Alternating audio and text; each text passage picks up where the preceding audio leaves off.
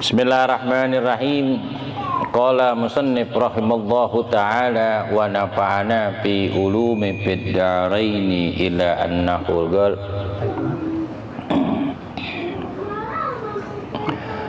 an Aisyah radhiyallahu ta'ala anha qalat qala Rasulullah sallallahu alaihi wa alihi wasallam idza kasurat junubul abdi falam yakun lahu minal amali ma yakfiruha ibtadallahu bil huzni liyaghfiraha anhu. Rawahu Ahmad wa Tirmidzi an Aisyah radhiyallahu taala anha. Dari Sayyidatina Aisyah radhiyallahu taala anha bahwasanya Rasulullah sallallahu alaihi wasallam beliau bersabda, idza kasurat junubul abdi, apabila telah menjadi banyak dosanya seorang hamba, falam yakul lahu minal amalin, dan tidak ada bagi hamba itu dari amal kebaikan yang Allah ampunkan dosanya,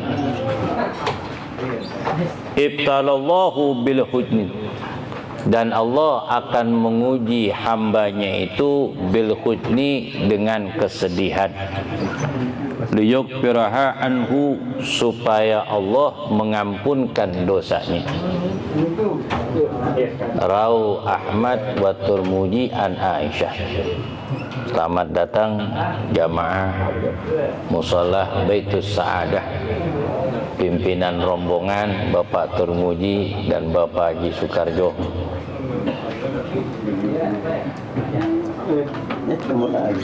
Di dalam hadis ini Nabi SAW beliau bersabda, idza kasurat dunubul abdi, apabila telah menjadi banyak dosa seorang hamba, falam yakun lahu minal amalin ma yukfiruha, akan tetapi hamba ini tidak ada amal kebaikan yang Allah akan hapuskan dosanya dengan amal kebaikan. Ini jarang banget terjadi.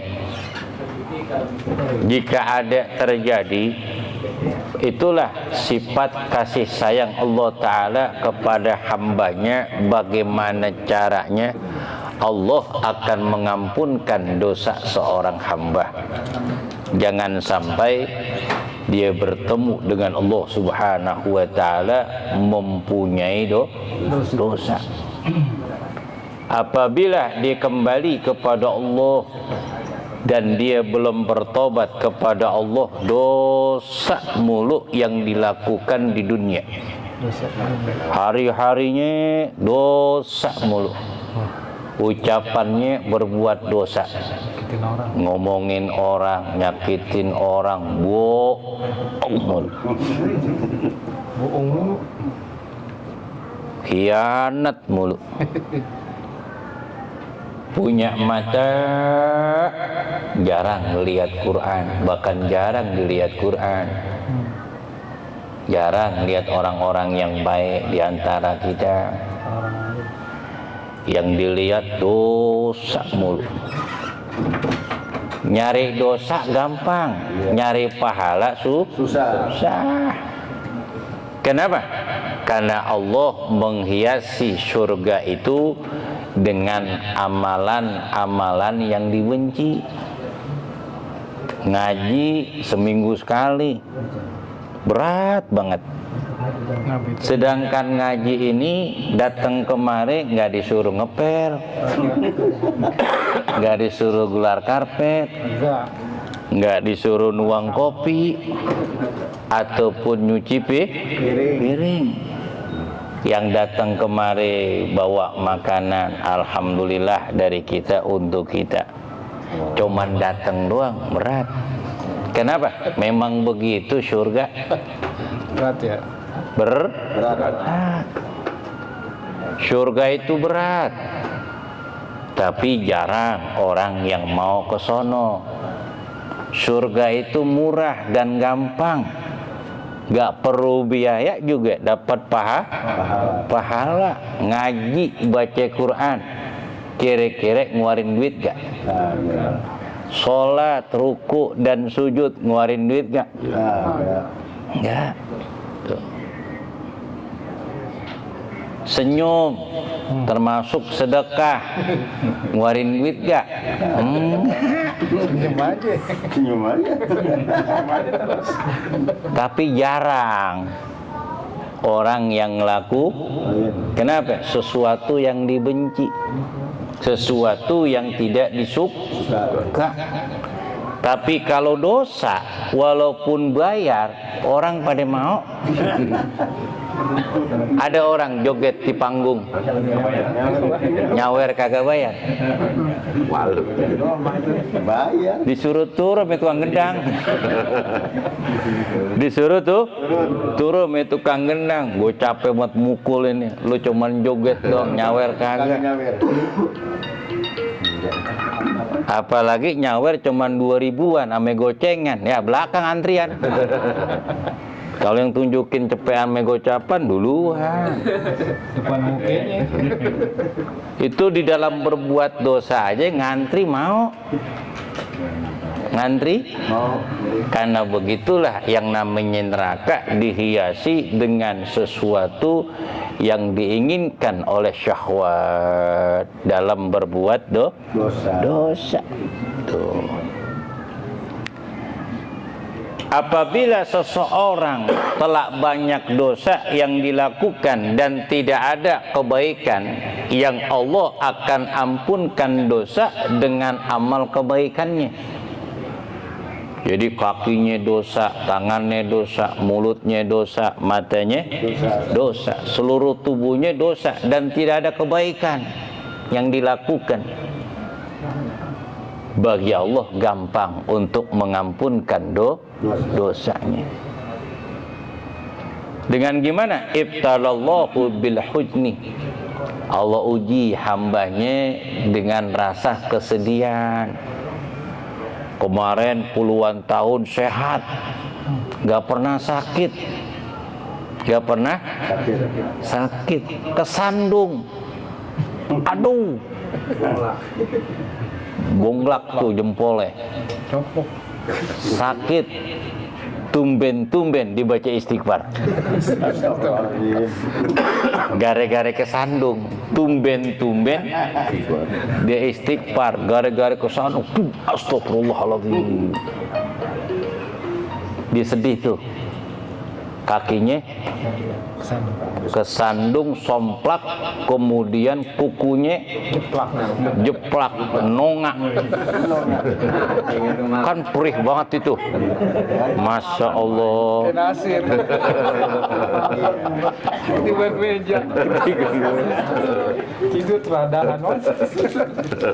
Ketika dia rasa sakit, kemudian neteslah air matanya.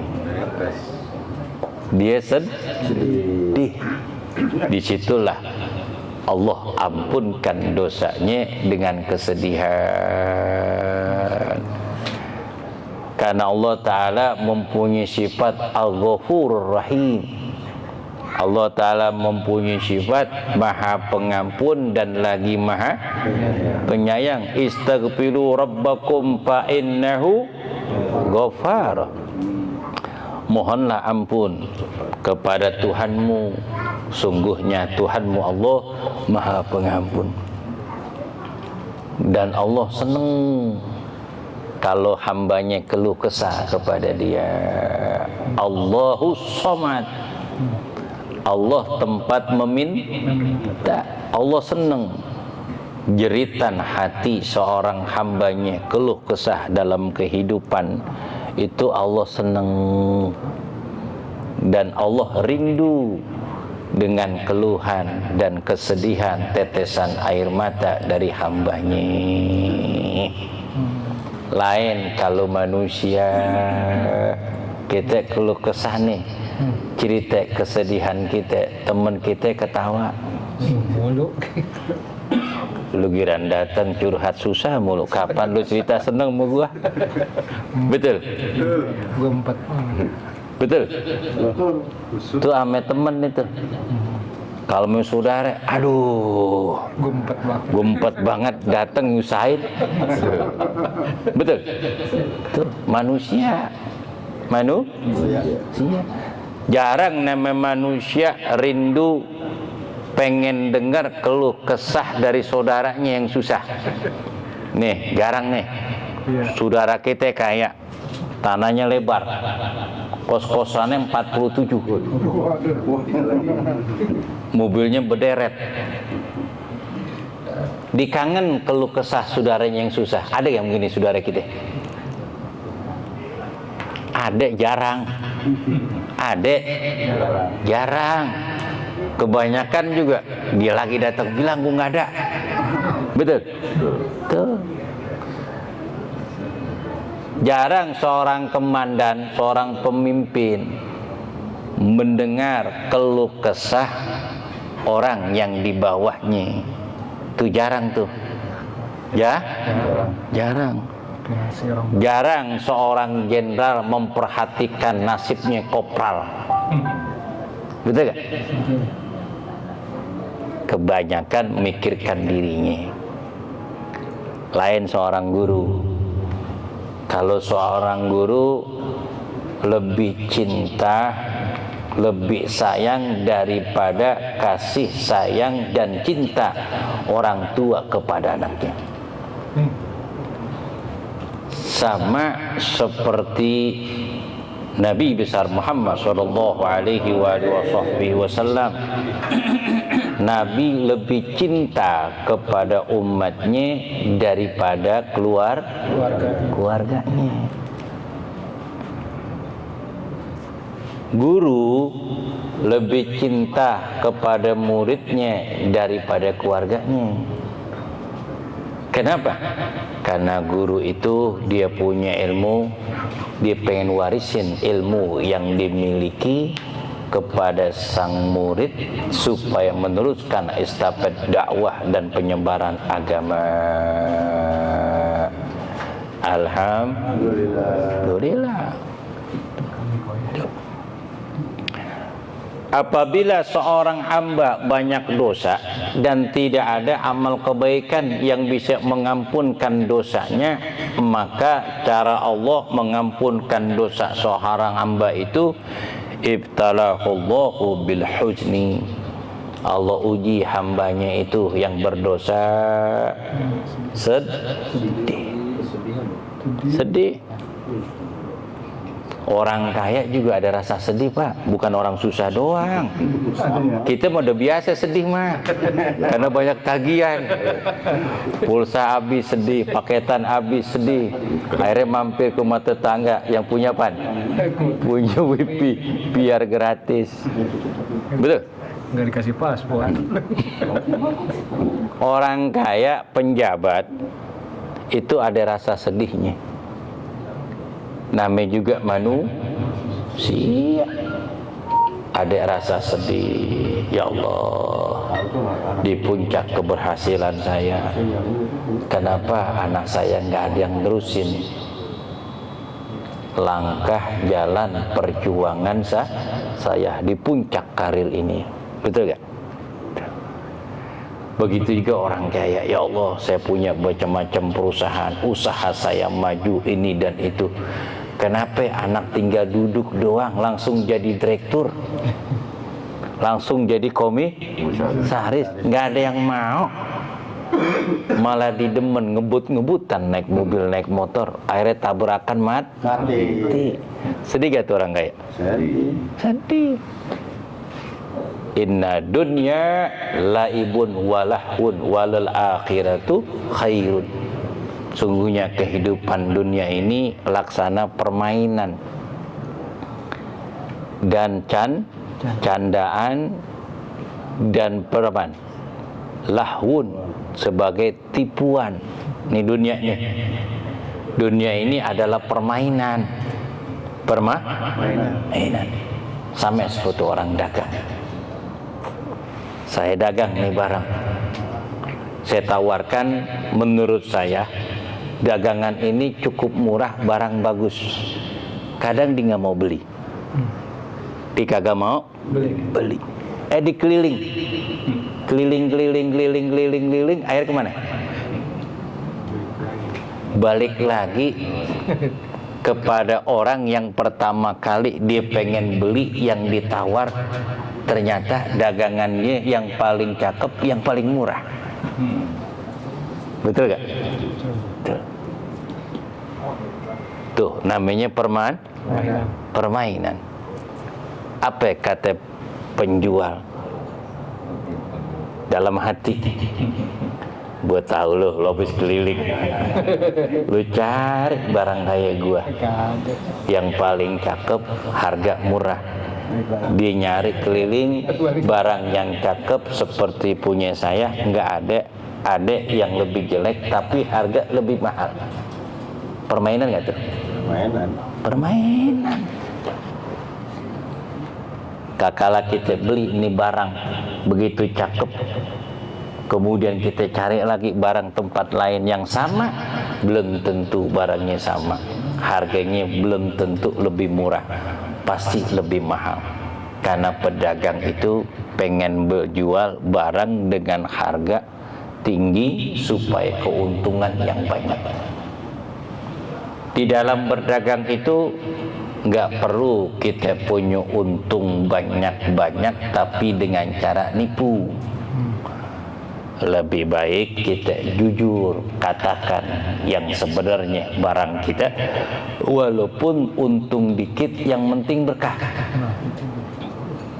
Yang penting berkah.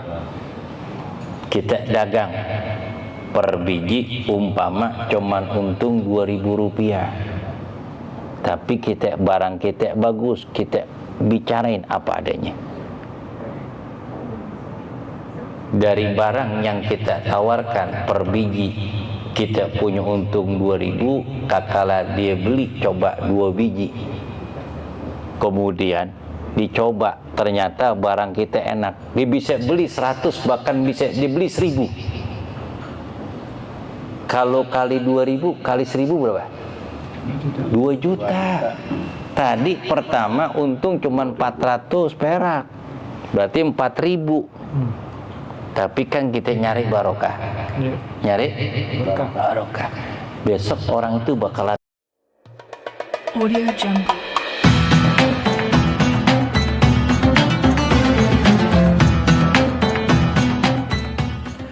Bismillahirrahmanirrahim. Qala musannif rahimallahu ta'ala wa nafa'ana fi ulumi fid dharain illa annahu qala wa khairu ma u'tiyal insan khuluqul hasan wa sarru ma u'tiya qalbu syai'in fi suratil hasan. Khairu ma u'tiyal insan khuluqul hasan. Sebaik-baiknya apa yang diberikan manusia, khuluqul hasan, adalah baik. Khuluqul hasan, akhlak yang baik. Wa syarru ma utiya qalbu su fi suratil hasan. Sebaik-baiknya pemberian Allah kepada manusia, ma utiya qalbu su, hati yang jelek, fi suratil hasan, yang di fi suratil hasan, dengan bentuk yang bagus. Di dalam hadis ini junjungan Nabi Muhammad SAW, beliau bersabda, khairu ma utiyal insan khuluqul hasan. Sebaik-baiknya pemberian Allah kepada manusia adalah khuluqul hasan, akhlak yang mulia, budi pekerti yang bagus, budi pekerti yang baik. Sebab sesuatu apa yang kita miliki bisa kita cari, tapi anugerah yang besar yang Allah berikan kepada kita jika kita hiasi diri kita itu dengan akhlak mulia. Seorang penjabat yang berakhlak mulia, mengayomi, melindungi, memberikan contoh teladan yang baik kepada bawahannya. Dia orang kaya raya, tapi orang yang tawadhu, rendah diri, akhlaknya begitu mulia, dia mau bergaul dengan masyarakat, dia mau duduk dengan orang-orang yang rendah di antara mereka. Orangnya enak tutur katanya, orangnya bijaksana, orangnya mau membantu seseorang dari setiap kesusahan dan tidak mengharap sesuatu. Itulah yang diberikan orang kaya, tapi hatinya mulia, akhlaknya begitu bagus. Setiap apapun kalau ada dia gampang dan mudah diberikan dengan kemampuannya, dan tidak ada pamrih ataupun pujian dari orang lain. Dia mengatakan, saya memberikan ini karena aku telah diberikan oleh Ta'ala. Dari sesuatu yang aku punya, itu pemberian semuanya dari Allah. Suatu kewajiban aku membantu kepada orang yang membutuhkan. Alhamdulillah. Orang kaya, sopan, baik hatinya. Alhamdulillah. Itu orang yang tawa. Begitu juga yang tua, orang yang tua, akhlaknya mulia, memberikan kesempatan bagi yang muda supaya tampil, bisa berkarya. Alhamdulillah. Memberikan contoh teladan yang baik sebagai panutan bagi pemuda. Itulah sebaik-baik pemberian yang Allah berikan kepada manusia, khuluqul hasan, akhlak yang baik. Bahkan di dalam hadis Nabi Muhammad SAW, iyarukum ahasunukum akhlakan, sebaik-baiknya kalian, kata Nabi, yang paling bagus, yang paling cakep akhlak. Mau pilih mana, gue tanya? Pinter tapi cerdik. Pinter, cerdik. Kalau cerdik itu bukan berarti benar, banyak akalnya. Biasanya kalau orang pintar, cerdik, biasanya ini minterin, gampangin, sempele, karena merasa dirinya lebih daripada yang lain. Pasti orangnya sedikit songong, sedikit munjak biasanya. Ini nggak kepilih nih, kagak kepilih, nggak pinter, tapi semangat bekerja, orangnya baik, tutur katanya bagus, orangnya sopan, tapi dia mau kerja, nggak minta nuntut apapun. Yang penting saya kerja sini, kerja apa dah, yang penting saya bisa kerja, bisa kerja. Pilih yang begitu, pilih yang seperti itu. Nanti juga ketika dia kerja, lama-lama ngerti dan paham, diajarin sama yang lama, dikasih tauin, dibimbing, diarahkan, lama-lama bisa gak? Bisa. Kalau yang pintar, cerdik, walaupun gampang dan mudah kita beritahu, lama-lama pinteran dia. Kau udah pinteran dia, kadang-kadang yang lama itu kadang-kadang bisa tersingkir sama dia. Yang penting akhlaknya bagus. Siyarukum ahasinukum akhlak. Baik-baiknya kalian adalah yang paling baik akhlaknya, budi pekertinya. Sebab Nabi Muhammad SAW bersabda, innamal bu'istu liitammima makarimal akhlak. Sungguhnya aku diutus Allah Ta'ala untuk menyempurnakan akhlak manusia.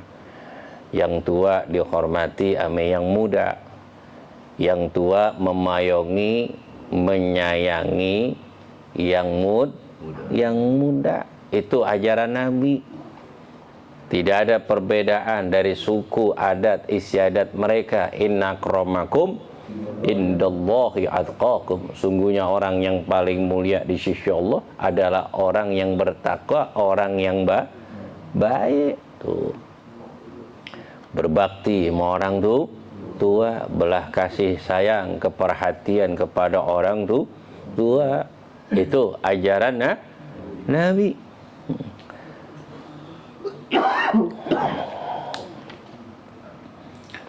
Wa syarru ma utiya qalbusu fi suratil hasan.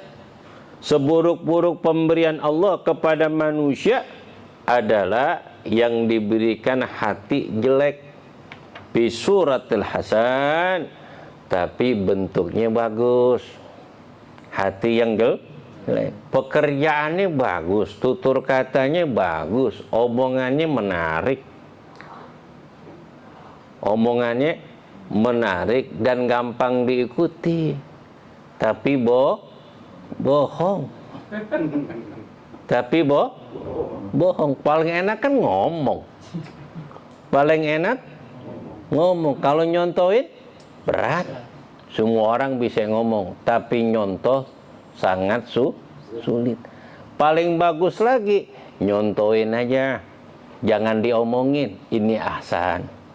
Namanya dakwatul bilhal, dakwah dengan nyata tanpa ada omongan.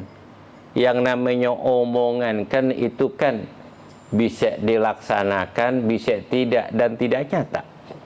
Banyak orang lupa. Tapi kalau pekerjaan nyata, nggak perlu kita omong, nggak perlu kita jelaskan kepada orang lain. Ataupun kita besar-besarkan sesuatu yang kita pekerjakan, tapi nyata telah ada.